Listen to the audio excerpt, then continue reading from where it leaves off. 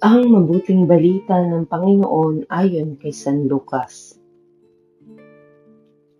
Noong panahong iyon, naghahari sa mga tao ang pananabik sa pagdating ng Mesiyas, at ang akala ng marami si Juan ang kanilang hinihintay.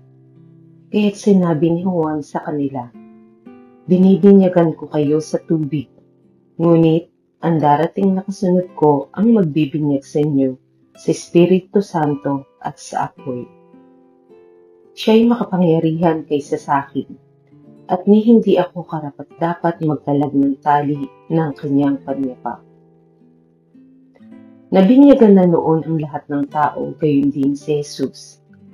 Nang siya'y nananalangin, nabuksan ang langit at bumaba sa kanya ang Espiritu Santo sa anyong kalapati.